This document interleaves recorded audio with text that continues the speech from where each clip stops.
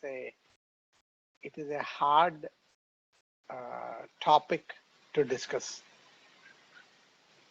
Okay, it's hard for me to teach. It's hard for you to understand too. Okay, I do not know if there are any other faculty members who think it's a very easy topic. Then, if any faculty member volunteers to help me with this chapter, I would be glad to collaborate with them. Okay, just send me an email. Sir, it is very easy for me and email చేయండి మీరు, then I'll ask you to teach that chapter. Okay. The reason I say that it's a hard to teach and hard to comprehend also is right. If you are a good programmer, you'll appreciate dynamic programming. You have to be really good in programming to appreciate the nuances of dynamic programming. Okay, that is what I feel. Personal opinion versus bottoms up programming. It's also top-down design, not just programming. Top-down design versus bottoms-up design. So if you take a greedy algorithm, that's typically classified as a top-down approach. Okay. Dynamic programming is the opposite of that. It's called bottoms-up approach. Okay. So what is a top-down approach? What is the characteristic of a top-down approach? What did greedy method tell us? You take a problem, you divide it into smaller sub-problems, right? And then you solve the smaller sub-problems and combine those results for the overall solution. That is typical top-down. That is what we do even when we are trying to solve a problem in the industry, right? We say, okay, you have a system to build. The system is made up of subsystems. So we identify the subsystems recursively. Then we implement those subsystems, and all the implementations of various subsystems forms the total system. Typical top-down. Bottoms-up programming basically means you are identifying solutions at the leaf level or the lowest level. You're optimizing those solutions and you're combining those solutions together to form the overall solution. So instead of going from the top, you're going from the bottom. Available solutions, you kind of glue them together to form a bigger solution. So that is the essence of dynamic programming. Now we launch into more discussion with lots of examples and enough time for doing interesting exercise in the class as we go along. Okay. Today my class might be short for the simple reason that I'm actually, if you notice, I'm coughing, so I may not last the full 2 hours. If I last 1 hour, I'll be happy. Okay. It does not mean you're getting free time. Okay, you will do some exercises, right? Okay. As I said, I'll try to make it as simple as possible, but it is a complex topic. Simplest example, counting coins. Okay, I'll go slow. Today I'll go slow, and then next class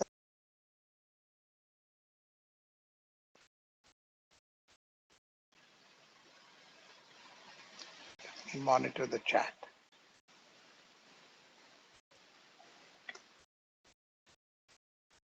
So we are assuming you have coins with some denomination. Okay.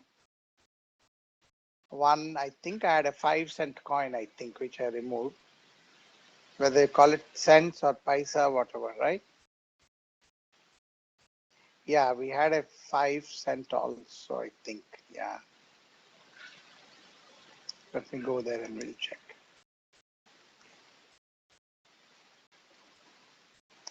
So the goal is we want to make 31 cents or 31 paisa out of those coins. So what is the minimum number of coins we need to use for a given coin set? That is the problem that we are trying to solve. Okay. So that gives you the greedy method. Okay, greedy method we take 10, 10, 10 and 1, you get 31. Pretty good. So far, so good.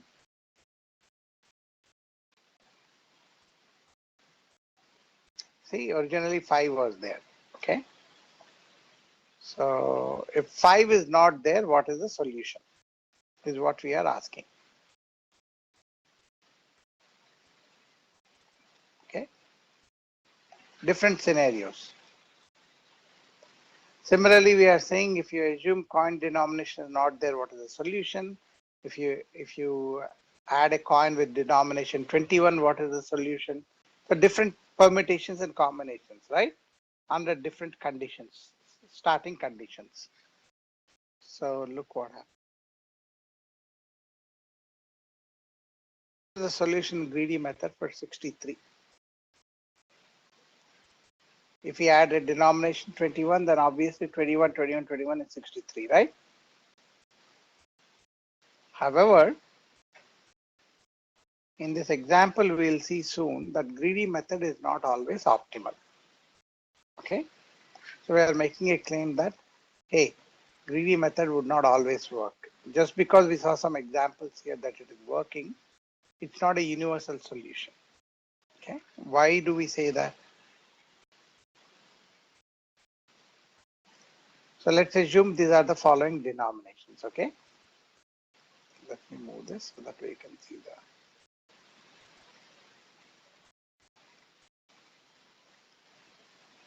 Okay.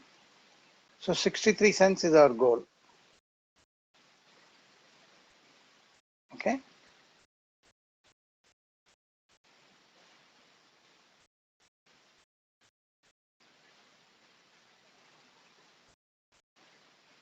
So 63 cents ante we'll of course use 21, 21, 21. We can solve it, right?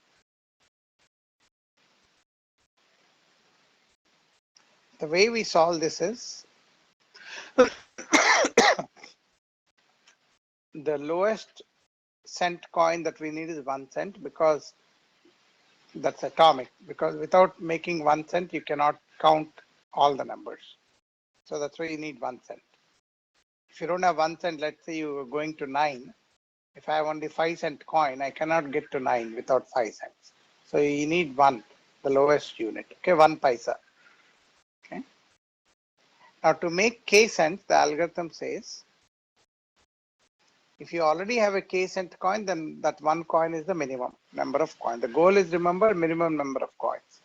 Okay. Bear with me. You will see the difference soon. Okay. I'm getting some static. Mute yourself, please, whoever joined. Please mute yourself.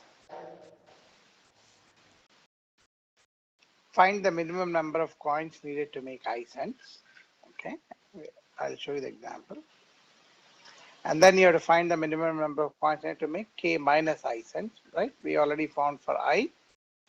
So we should look for k minus I.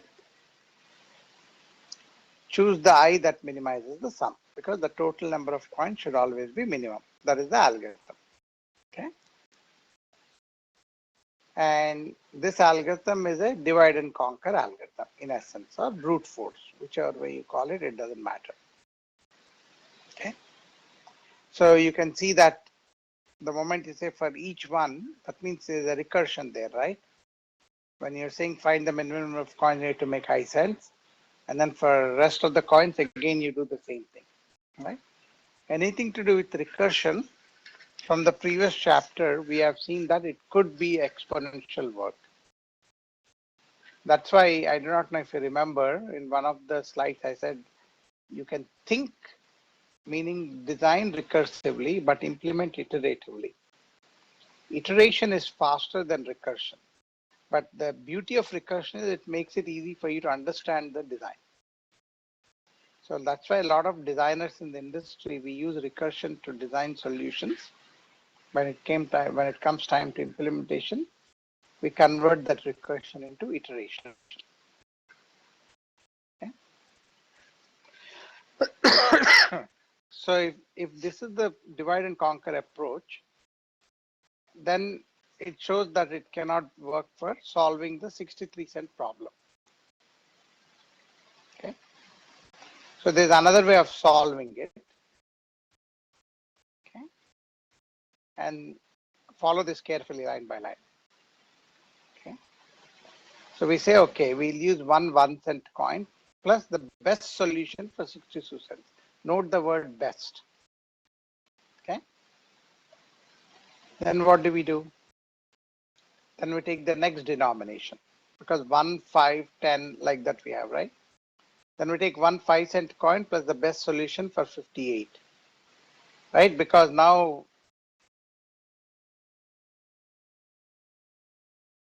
because 63 is the goal, right? And he's doing it for all the solutions. You have a 10-cent coin, so you choose 10 and then the best for 53. What did you have after 10? I think 25 or 21. You say one 20-cent coin plus the best solution for 42 cents. So for each denomination, you're seeing what is the best. Okay. Same thing, 125-cent coin plus the best solution for the remaining 38 to add up to 63. So one of these 5 will give you the best solution. Do you guys agree? If you agree, put it in the chat. If you don't agree, say why you don't agree. So how many recursive problems we solved here? We solved only 5. If you apply the divide and conquer approach, you have many more, right? 62 recursive problems. Here, by looking at the problem slightly differently, you only have 5 recursive problems. Okay, but 5 recursions is expensive too. So is there a better way of doing it than this? That's what the dynamic program solution is. The idea is the following, okay? By the way, there is no way you will understand all of it in one shot, okay? It's like, you have to cover a few more slides for you to start appreciating it. Programming phase is solve for 1 cent, then 2 cents, then 3 cents, up to the desired amount, okay? And then you save that answer. Once you save that answer, you don't have to redo that. So first time is the tough part. Subsequent times, the answer is already available to you. What is the best approach? It's kind of like Dijkstra's problem, right? You calculate the shortest pairs, right? We did the shortest pairs problem. Once you compute, right, it is there in memory or in some table. Then it becomes easy. So now you can see that for each new amount n, compute all the possible pairs of previous answers which sum to n. Okay. Now you'll slowly begin to understand.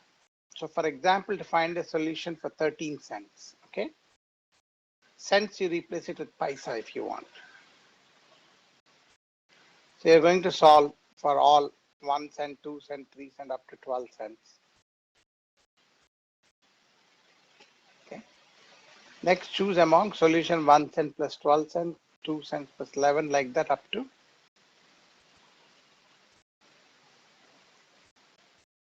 this one. Okay. So one of these things would be the best answer. That is what dynamic programming solution is going to say. Okay. Now, how does it work? Let's see that. Okay. Now we are saying, let's say the coins are 1, 3, and 4. There's only one way to make 1 cent, right? Because you just use the 1 cent coin. To make 2 cents, you have to do 1 and 1. Okay. To make 3 cents, you use 1 coin. To make 4 cents, you use 4 coin. Okay. To make 5 cents, remember you start with the 1 cent and remaining you take the best coin. Right? You see that? Starting from 1 up to the desired solution, you keep seeing what is the best for the remaining part. Okay. See, slight change of thinking. See, this is not your straightforward thinking that we have learned so far. It's almost like a convoluted thinking, okay? 2 cents plus 3 cents, okay? To make 5 cents, right? So it's all of a sudden it's 3 coins. Which one is better to make 5 cents?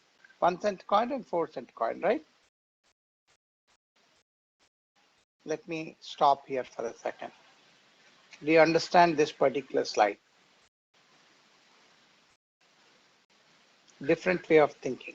So we should unlearn what we have learned, so to speak. Okay. So now to make 6 cents, what is the best way to make 6 cents? Visually. 3 plus 3, right? With 2 coins, I can make 6 cents. If I do 1 plus 5, it's 3 coins. 2 plus 4, 3 coins, like that. 3 and 3 is the best solution. Okay, like that. Now, how do we? I'm going to skip the Java algorithm for now. Okay. So when you look at the algorithm that you have seen, basically what it says is there are 60 to solve the problem for 62, right? You have a branching factor up to 62 because 1 plus 62. Okay. Lot of exponential time wasted. Okay. You have 5 ways of looking at it. Remember the second slide that I showed you, not literally second, the second approach. We had 5 recursions as opposed to 31 recursions. Slightly better, but it's still recursion. Okay. Why we use dynamic programming is, remember how we said solve for 1 cent plus the best for the other one. In that approach, you can show the algorithm is of the order of n times k. Okay, it's no longer exponential. Okay, this type of approach gives you better performance.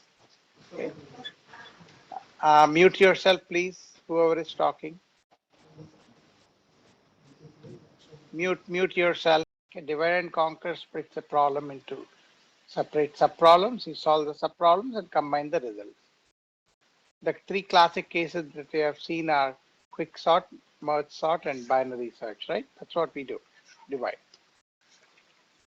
Okay. They are called top-down algorithms.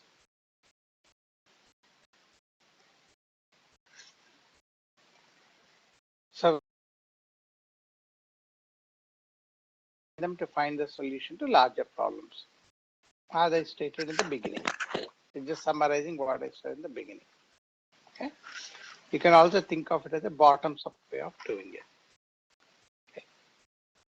Let's look at this one here. I thought I'll remove this slide, but I kept it here anyway. Let me get the slide completely up, then we can talk. You all know binomial coefficients, right? From math, x plus y squared is that equation there. The coefficients are 1, 2, and 1. X plus y cube, you see the coefficients are 1, 3, 3, 1. Similarly for x plus y 4, raised to 4, I mean, like that. Okay. And then you generalize it. When you generalize it, you can see the n plus 1 coefficients can be computed for x plus y raised to n. According to the formula, C is what? Combinations, right? Permutations and combinations, remember? So it's actually a combinatorics formula. And the formula is n factorial divided by I factorial star n minus I factorial. We learned that from our intermediate days, right? In where do we learn that? In trigonometry, I think. Trigonometry, geometry lo నేర్చుకుంటాం. Okay. Now, this is factorial, right? So very, very inefficient because to calculate the factorial in that equation every single time is very repetitive and very expensive. Okay. So how do we solve the factorial problem? Instead of doing recursion, we use dynamic programming. And how does dynamic programming work to solve factorial problem?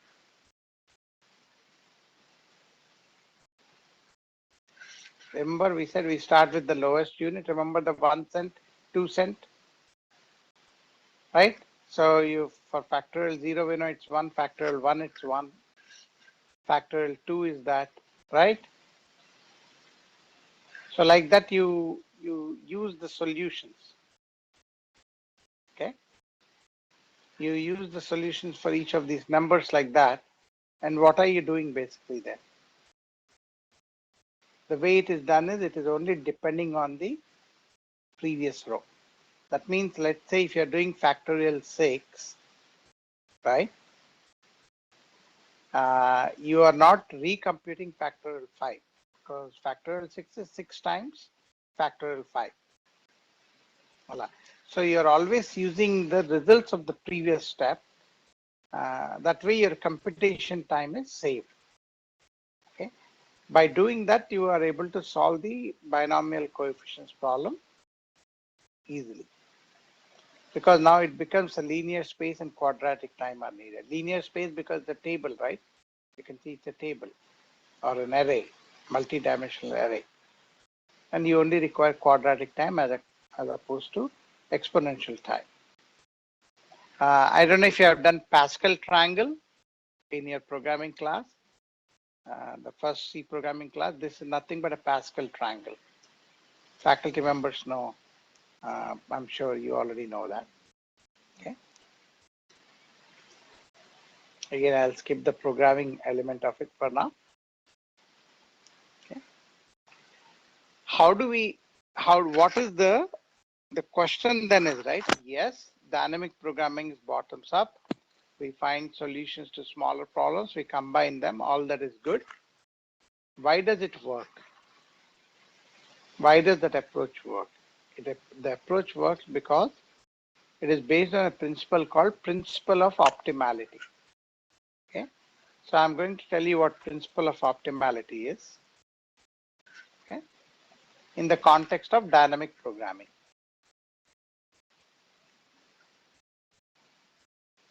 So what does it say here? This next set of slides are one of the most important set of slides in this course. Okay, so pay careful attention. So what principle of optimality says is if it is applicable if the optimal solution always contains optimal solutions to all subproblems. Okay, we'll see an application of that in Dijkstra's shortest path. We don't do proofs in this class, that level of proofs. When you have a shortest path from A to G, okay, that means B, C, D, E, F are there. Any other paths that take between those two, they also are the optimal shortest paths. Okay, that relies on this principle of optimality. Okay, what does it mean? N cents with the fewest number of coins. Okay, so we are saying, hey, if there's an N cent coin, we use that. Or the set of coins making up an optimal solution for N cents can be divided into two non-empty subsets, N1 cents and N2 cents. If you add those two, it will come to N. So both N1 and N2 are also optimal solutions. That is what that principle of optimality says.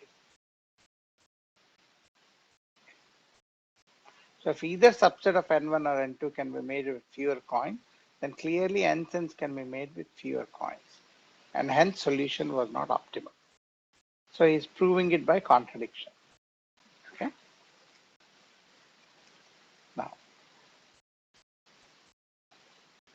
when does it hold? Every optimal solution contains optimal solution to all subproblems. Okay, that is number one. Now this thing that I highlighted in red, typically I don't use red as a text, but sometimes I do, very rarely though. Notice what it does not say. Okay. If you have optimal solutions to all subproblems, then you can combine them to get an optimal solution. It does not say that. It's like, in math, we say A implies B. For people who are not that savvy in math, they think that A implies B means B implies A. It never works, right? A boy loves girl and the girl doesn't love boy, talking about nature and vice versa. So that is what this is. The principle of optimality does not say that, hey, if all the subproblems are optimal, then the whole solution is optimal. It's only coming from the other way it is saying. And here is an example for that. If you look at this coin usage, right? What is the optimal solution for 7 cents? Because we have a 5-cent denomination, 1 cent, we say 5, 1, 1. Okay. Optimal solution for 6 cents is 5 cents plus 1 cent. Agree? Right? Because we have those denominations. But can I now say that optimal solution for 13 cents is optimal for 7 cents and optimal for 6 cents? It is not optimal. The reason why it is not optimal, number of coins it has is how many? 5, right? There is a 10-cent coin, right? Right? So you can divide that 13 cent in subsets with optimal solutions. What are the subsets? 11 and 2. Okay. 11 can be 10 plus 1. And 2 can be 1 plus 1. So we have 4 coins. Okay. So if you choose the 13 cent divided into 11 and 2, then that principle of optimality holds when you go that the subdivisions also have the optimal thing. Okay. And the red one does not apply if you look at the above example. Because just because there's an optimal solution for 7 cents and an optimal solution for 6 cents does not mean that by combining those two you can get it.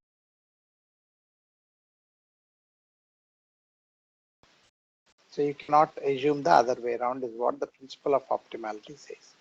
So the trick is to find those optimal solutions in dynamic programming. Okay. So for 13 cents, the principle of optimality holds. 13 cents with the subsets of 11 and 2 cents. Subsets of 6 and 7, the principle of optimality does not hold. Okay. Questions, comments? Let me pause here. My chat, let me see my chat. Anyone put any questions in chat? More. Here are some examples. What am I trying to show here? I'm trying to calculate the longest simple path in a graph. Okay. Path does not have a cycle, right? So A, B, C, D. Why is that the longest path? Because if you go A, C, D, you get a shorter route. But if you go A, B, C, and D, you get the longest path. Okay. However, the subpath AB is not the longest simple path from A to B.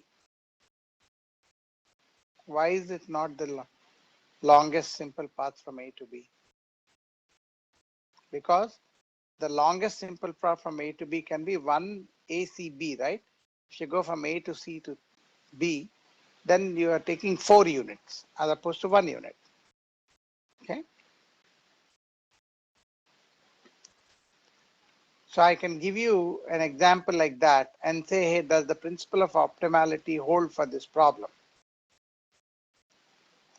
And justify your answer, you should explain it all that is contained in this slide. Okay.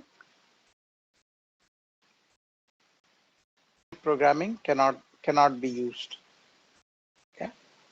So we said that most often what greedy cannot solve, dynamic programming can solve.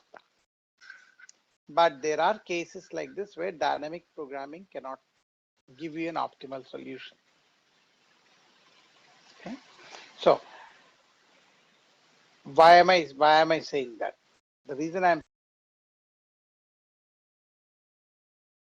is good, but when you are solving complex business problems, right? You cannot say, oh my God, I'm going to use the dynamic programming to solve this problem because my professor said that. No, I didn't say that. You have to really analyze the problem to see if a greedy would work, or if a dynamic programming would work, or some other methodology, right? There is no, it really depends on the problem that you're trying to solve. And all this class is doing is, it is exposing you to different ways of looking at a problem and trying to solve them. That's all we are doing here. Now, our famous knapsack problem, let's come to that, okay? We talk about a thief. He can carry 25 pounds. He has to choose n items to steal, right? You know that. And each item has weight and value. And we call it 0, 1 because either you take it fully or you don't take it. So what is the goal? The objective is to select or steal the item such way you can maximize the value but cannot exceed 25 pounds. That is the constraint. Okay. Now we have seen that a greedy algorithm does not find an optimal solution for that. May or may not find, okay, depending on the parameters, right?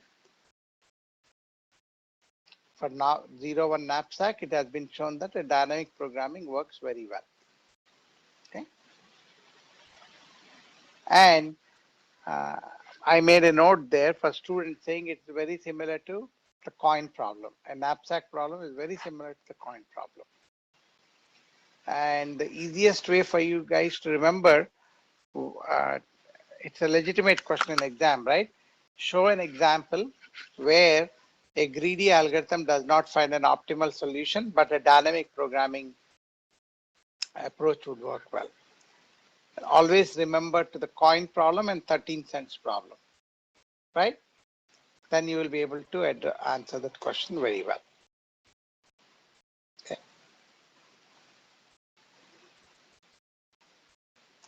So coin problem, we have to make exact amount of change, as you know. In 0, 1, we said we cannot exceed the weight limit. Okay.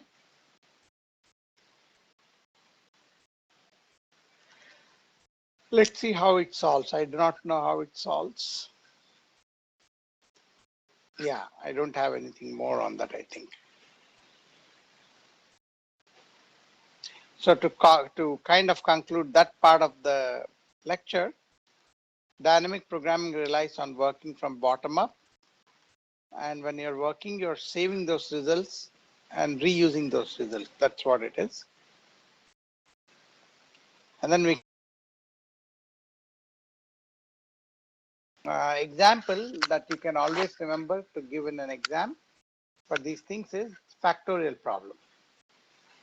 If you save your factorials for 1, 2, 3, 4, 5, then when you're computing 6, you don't need to recompute 6 times 5 factorial. You simply have the 5 factorial answer, you use that. Okay.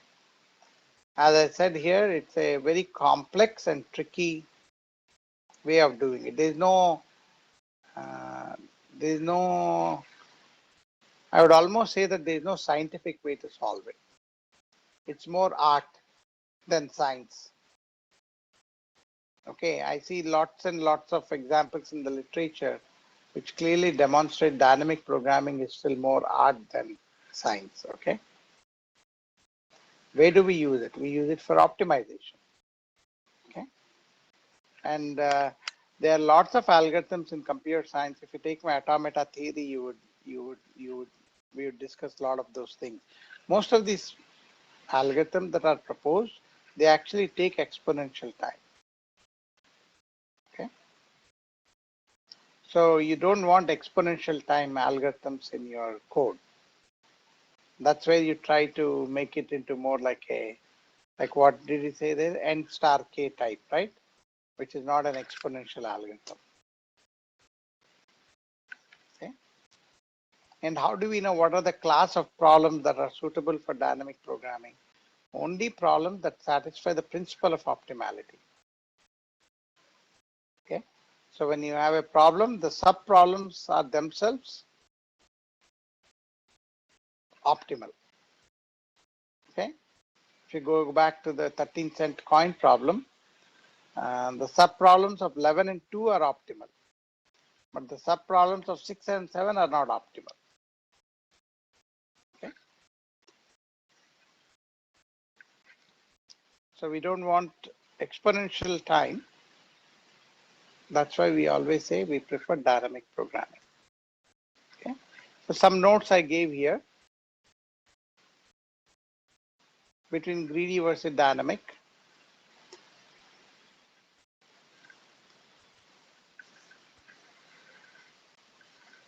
So as you can see the second bullet, right? Once you make a choice in greedy, you are not going back.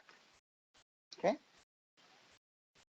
That's an interesting thing. In backtracking, you are actually going back. When we take the next chapter, you would know that.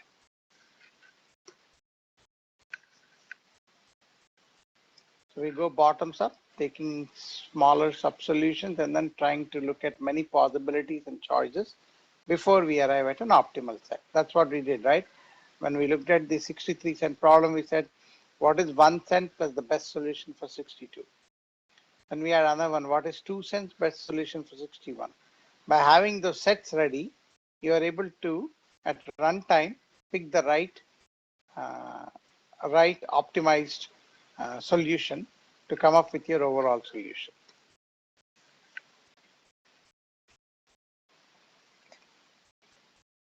So as you can see, there is no litmus test by which one can tell if the greedy method will lead to an optimal solution or not. Greedy may or may not. Okay, that's something that you should remember. Okay. Whereas for dynamic programming, we say, hey, as long as the problem satisfies the principle of optimality, we can solve that. Okay. First bullet is pretty straightforward. Both of them split their input into parts to find sub-solutions and synthesize larger solutions.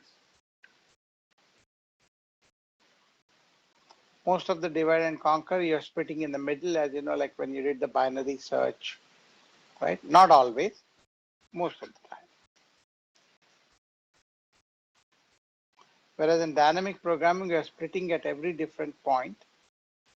Okay. And then after all, we try all the split points, it determines which split point is optimal. Again, going back to 13-cent problem, 11 and 2, 7 and 6. It tried for both. It knows 11 and 2 gives you a better solution. So it saves that in the array. So next time you don't have to revisit what is the most optimum. Okay, that's what the third bullet says.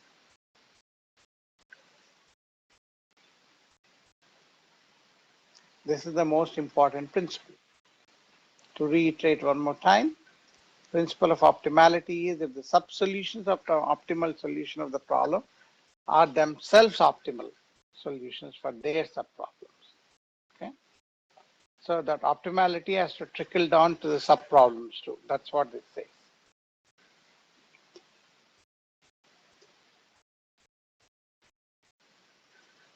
Remember, I told you somewhere along the way, I said the shortest path problem satisfies the principle of optimality. You can actually convince yourself through an example, okay? It's kind of given here, right? Proof.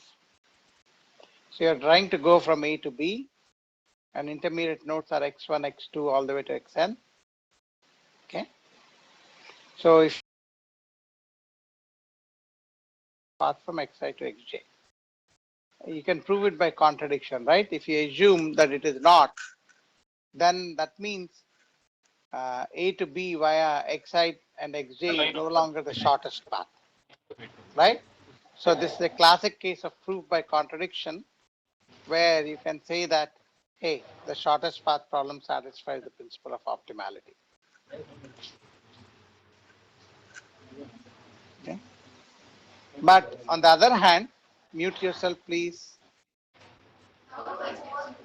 of optimality, but he just gives you some other additional theoretical proof here.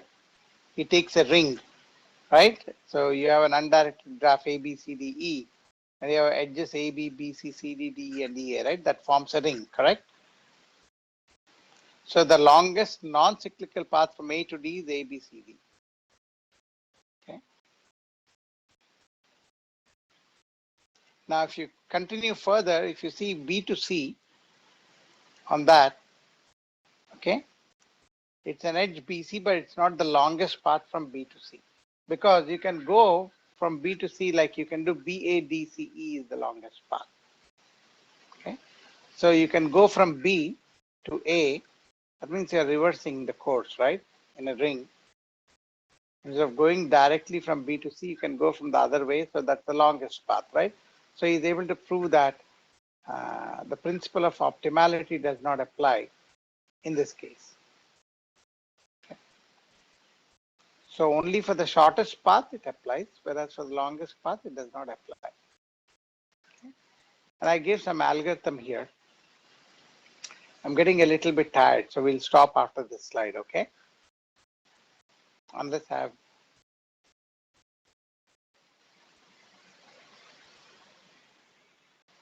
Yeah, I don't have the energy to go further, but we'll try. So these steps are meaningless unless we take some examples, right? So let's try to take an example and then see if we can understand these steps, okay? So it's a very interesting example that I have here. As I recall, this was a very interesting slide.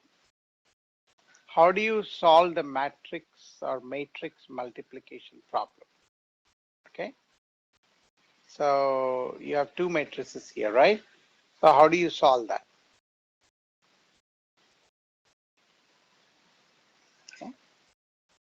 You have n matrices A1, A2, AN of dimensions, P1 times P2, P2 times P3, and so on respectively. Okay. So you want to compute the matrix product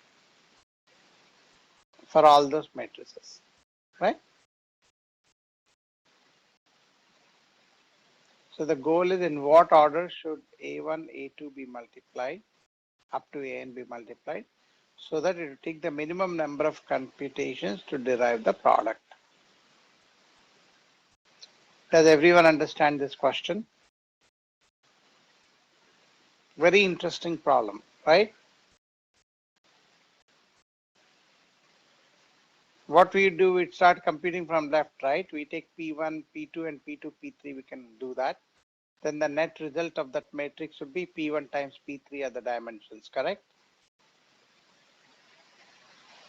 And then you multiply the next matrix and so on. Okay, but that's not the optimal way of doing it.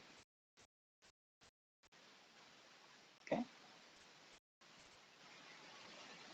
So what I show here is the cost.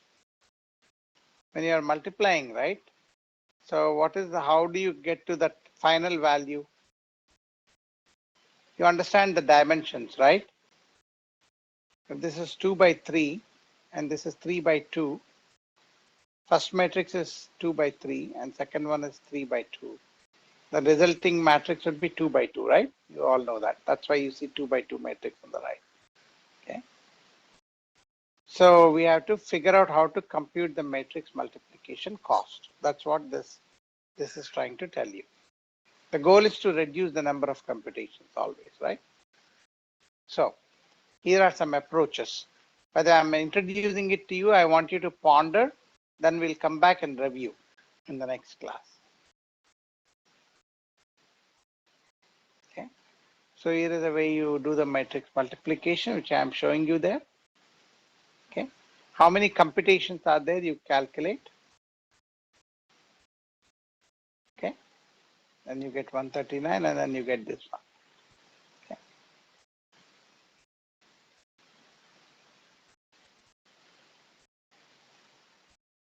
So I show you how to compute the matrix multiplication cost. Okay. And you can see when you multiply two matrices, theoretically, I'm showing you what the dimensions would be. Okay. And how you get the cost. How do you get the Cij in the resulting context? How do you compute that? Okay. So it shows you how many multiplications and additions are there to compute Cij. Okay. And using our principle of taking the higher order numbers, we take only multiplication rather than addition. Okay. So it shows you how many multiplications it theoretically, that's n multiplication, right? Okay. So when you look at AB, P times R times Q, that takes PQR multiplication. So we actually derive that. Sample and see if that property holds true. Okay, it does.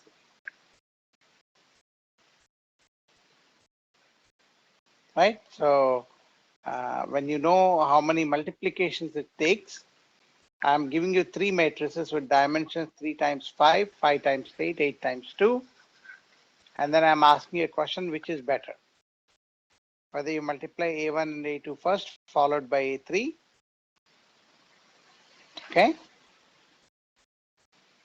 Or if you actually do A2 and A3 first, and then you multiply A1 with that result, right? You can see the number of multiplications in the second approach is 110, where in the first one is 168.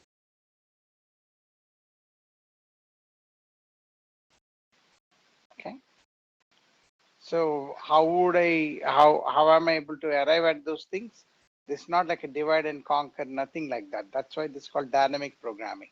You're looking at an optimal, suboptimal, no, the subcomponents of an optimal problem, they themselves should lead you to optimal results. That's when you. So what is the dynamic design approach for a general solution? Is there a general solution for this? I don't remember. Okay, I'll stop here because I'm actually not able to think also right now. Programming. All dynamic programming algorithms, they rely on the concept of principle of optimality. What does optimality tell us? It tells us, hey, for an optimal solution, the sub problems also are optimal. Okay, going from top level to bottom. Optimal solution, the sub problems of an optimal solution are themselves optimal. Okay, but we also said that when you are going bottoms up, just because you have A implies B does not mean B implies A. That's what we said. Okay.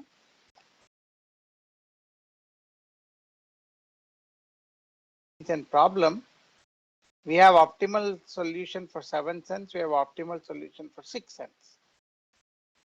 Just because we have it for 7 and 6, if we combine, we get optimal for 13. No, it doesn't work the other way. Okay. If you already have an optimal solution, the sub problems of that optimal solutions are themselves optimal. Only A implies B is what is correct. Okay. The other two big points that we noted there was, we said, hey, if you take a shortest path from source to destination, okay, all the other nodes that say, hey, from going to A to F via B, C, D, E, the path from B to C, C to D, D to E, they are all optimal. If they are not optimal, then your solution would not be optimal. So it contradicts the statement saying this is the shortest path.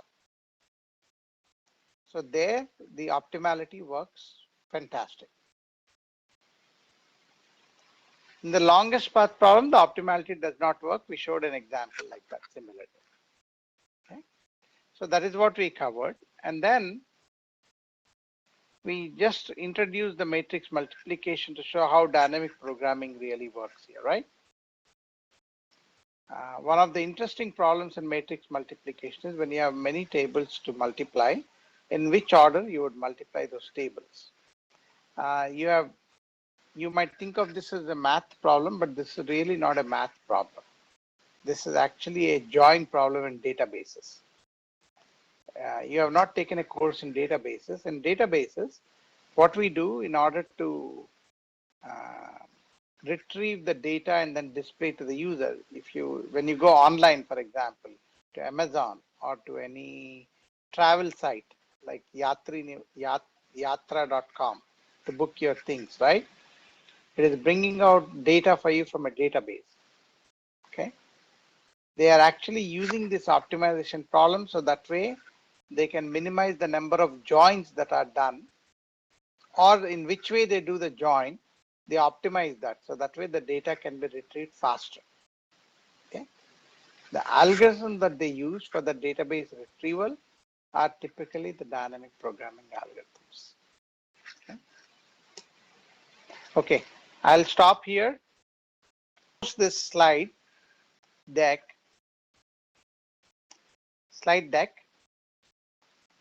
I want to see how you can, let me see if you can do this exercise or not. Let me check.